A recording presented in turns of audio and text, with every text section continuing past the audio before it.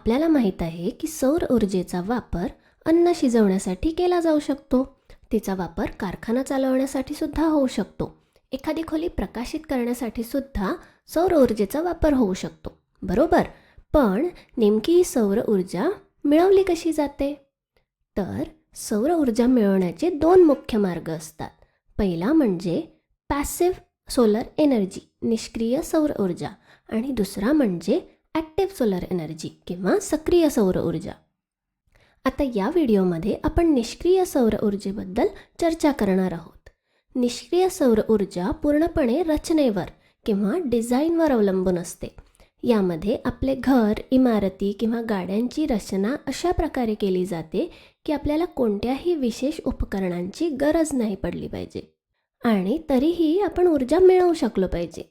तर या व्हिडिओमध्ये आपण 2 उदाहरणं घेऊ आणि ती सविस्तरपणे समजावून घेऊया, ठीक आहे? तर सगळ्यात पहिले खिडक्या. इथे ज्या खिडक्या दिसतात आहेत त्या सामान्य खिडक्या नाही आहेत. आता हे वाचताना किंवा बोलताना कदाचित खूप मोठं नाव वाटत असेल, पण या खिडक्या कशा काम करतात आपण हे आता बघूया. पहा, तुम्हाला ते दुहेरी भित्तिकांचे थर्मोस फ्लास्क आठवतात का? या फ्लास्कमध्ये 2 भिंती किंवा थर असतात आणि त्यांच्यामध्ये निर्वात पोकळी म्हणजे व्हॅक्यूम असते, बरोबर? आणि त्यामुळे इथे उष्णतेची देवाणघेवाण होत नाही, बरोबर? आपण हेच तर्क वापरून आपले घर बनवले तर? जर आपल्या खिडक्यांना असेच अनेक थर असतील आणि त्यांच्यामध्ये निर्वात पोकळी असेल तर काय वाटतं तुम्हाला? यामुळे उष्णतेची देवाणघेवाण थांबेल का? अगदी बरोबर, हे नक्कीच काम करेल. तर पहा, अनेक थरांच्या खिडक्या अशा प्रकारे दिसतात आणि या थरांच्यामध्ये निर्वात पोकळीसुद्धा असते, ज्यामुळे उष्णतेची देवाणघेवाण रोखली जाते, ठीक आहे? तर मग आपल्याला अनेक स्तर किंवा थर असलेल्या खिडक्यांची का गरज आहे हे समजलं.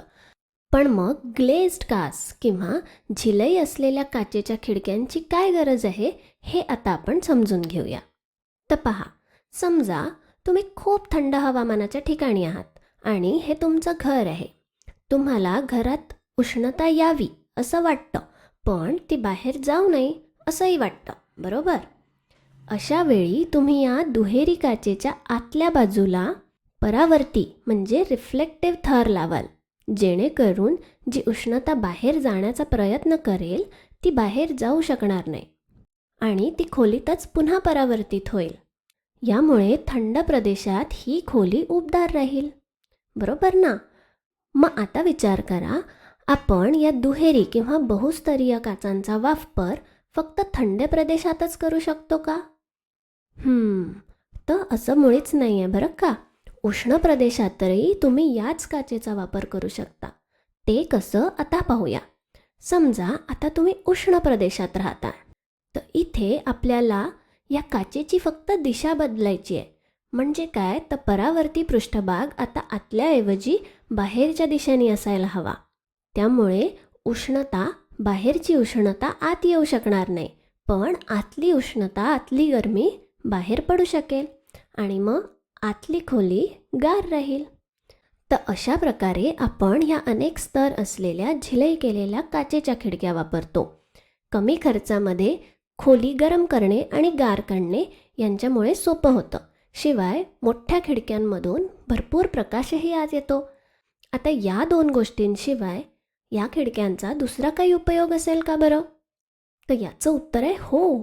अशा मोठ्या मोठ्या खिडक्यांमुळे खोलीत भरपूर नैसर्गिक प्रकाश येतो, जो आपल्या मानसिक आरोग्यासाठी नेहमी चांगला असतो. त्यामुळे ही गोष्टसुद्धा खूप महत्त्वाची आहे, ठीक आहे? तर आता पुढे पाहूया. पॅसिव्ह सोलर वॉल म्हणजे निष्क्रिय सौर भिंत म्हणजे काय हे आता बघूया. पुन्हा एकदा समजा तुम्ही खूप थंड प्रदेशात आहात आणि हे तुमचे घर आहे. तुम्ही घरात उभे आहात. तुम्हाला तुमचे घर उबदार ठेवायचे आणि उष्णता बाहेर जाऊ द्यायची नाहीये. मग तुम्ही काय करायला हवं बरं? तुम्ही तुमचं घर अशा प्रकारे बांधता की घराच्या बहुतेक भिंती, फरशी आणि छत हे उष्णतारोधक असतात. याचा अर्थ या सगळ्यांमधून उष्णता घराबाहेर जाऊ शकणार नाही, बरोबर? आणि घराची एक भिंत मात्र दुहेरी थराची झिलई असलेली भिंत म्हणून ठेवता, जेणेकरून उष्णता आत तर येईल पण बाहेर जाऊ शकणार नाही. आता इथे मला सांगा, उष्णता बाहेर का नाही जाऊ शकणार? कारण या भिंतीच्या आतल्या भागाला आपण परावर्ती लेप लावलाय. ठीक आहे, त्यामुळे आतली ऊब किंवा प्रकाश आतच परावर्तित होतात आणि बाहेर जाऊ शकत नाही. ठीक आहे, आता पॅसिव्ह सोलर वॉल किंवा निष्क्रिय सौर भिंत म्हणजे काय हे बघूया. ही अशा प्रकारची भिंत असते जी उष्णता साठवते. ही भिंत गरजेनुसार पाण्याने किंवा कॉन्क्रीटने सुद्धा भरलेली असू शकते. म्हणजे ही भिंत अशा पदार्थाने भरलेली असते जी उष्णता साठवून ठेवू शकेल. ठीक आहे, मग आता याचा उपयोग कसा होतो ते बघूया. इथे आपण हे सगळं काढून टाकू आणि आता समजा सकाळचे 7 वाजले. सकाळी 7 वाजता तुम्ही घरात आहात, बरोबर? आणि तुम्हाला तुमचं घर, ही खोली उबदार असायला हवी आहे आणि त्यासाठीच आपण ही भिंत बांधली आहे, हो की नाही? आता या भिंतीचं काय होतं ते पाहूया. जसे जसे सूर्याचे किरण काचेतून आत येतात आणि भिंतीवर पडतात, तशी तशी ही भिंत हळूहळू तापू लागते. आता ही भिंत मी सध्या निळ्या रंगाने दाखवली आहे, कारण मला निळा रंग थंडीशी किंवा गारव्याशी जोडायचा आहे. हे आपलं एक मीटर आहे. पहा, निळं म्हणजे गार किंवा थंड, लाल म्हणजे गरम. ठीक आहे, तर आत्ता या घडीला ही भिंत थंडगार आहे, त्यामुळे आपण ही निळ्या रंगाने दाखवतोय. तर आता सकाळी 7 वाजता जेव्हा सूर्य उगवतो आणि जरा वर येतो, तेव्हा काही तासांनंतर बाहेरचे वातावरणही थोडे उबदार होऊ लागते आणि सूर्याची किरणे खोलीत आत येऊन या भिंतीला हळूहळू गरम करू लागतात. त्यामुळे ही भिंत आता कोमट झाली आहे आणि खोलीसुद्धा उबदार झाली आहे. अजून सकाळचे 10च वाजलेले आहे. त्यानंतर काही तासांनी सूर्य डोक्यावर येतो आणि भिंतीचा रंग आणखी लाल होतो. म्हणजे काय, तर ती भिंत थोडी अजून गरम होते, बरोबर? दुपारी 1 वाजलाय. मग अजून काही तासांनंतर सूर्य मावळण्याची वेळ येते आणि आजच्या दिवसात जी काही उष्णता आणि प्रकाश आपल्याला मिळाला असता, तो बराच सारा मिळवून झालाय. यानंतर अजून फार वेळ नाही मिळणार. बाहेर अजूनही थोडं उबदार आहे, पण आत मात्र छान गरम झालेलं आहे. थोड्या वेळानंतर सूर्यास्त होतो आणि संध्याकाळचे 6 वाजतात. हळूहळू तुमच्या लक्षात येईल की बाहेर आता पुन्हा गार व्हायला लागलंय. का? कारण आता सूर्य तिथे नाही आहे ना, रात्र होत आली आहे.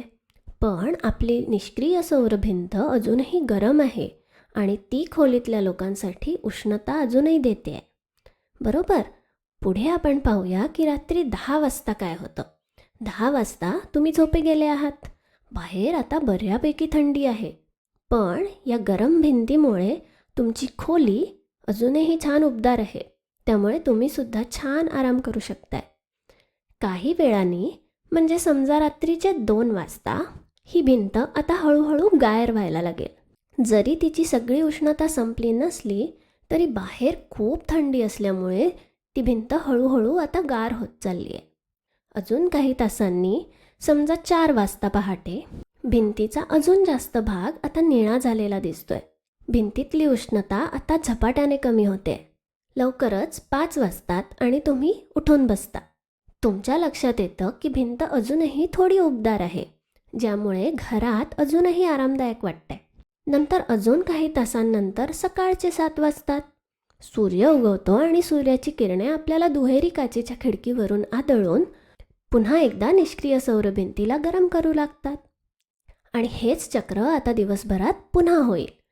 आणि या सगळ्या दरम्यान आता आपली खोली किंवा आपलं घर थंडीने गारठणारं अजिबातच नाही आहे, कारण आत्ता 7 वाजतासुद्धा आपल्याला आतमध्ये उबदार वाटतंय. पहा, आपण हे पुन्हा एकदा बघूया. तर सकाळी 7 वाजले. काही तासांनंतर 10 वाजता भिंत अधिक उबदार झाली आहे. सूर्य वर आलेला आहे. आत आणि बाहेर दोन्हीकडे उबदार वाटतंय. अजून काही तासांनी सूर्य वर येतो आणि आतमध्ये छान गरम वाटतंय आणि आपली सौर भिंतसुद्धा फार गरम झाली आहे. मग काही तासांनंतर सूर्यास्ताची वेळ येते. या सुमारास भिंतीमध्ये जास्तीत जास्त उष्णता साठलेली आहे. आता यानंतर ही भिंत उष्णता शोषून न घेता हळूहळू सभोवतालच्या वातावरणात ही उष्णता सोडायला लागते, जेणेकरून रात्रभर आपली खोली किंवा आपलं घर उबदार राहतं. बरोबर? तर अशा प्रकारे आपण या निष्क्रिय सौर भिंतीचा वापर करतो. वा, मस्त आहे ना? अशा या आपल्या विशेष खिडक्या आणि भिंती सौर ऊर्जा वापरण्यासाठी काम करतात आणि मुख्य म्हणजे यासाठी आपल्याला कोणत्याही विशेष उपकरणांची गरज भासत नाही. आता तुम्हाला हा व्हिडिओ आवडला असेल तर या व्हिडिओचा दुसरा भाग नक्की पहा. या व्हिडिओसाठी इतकंच. धन्यवाद.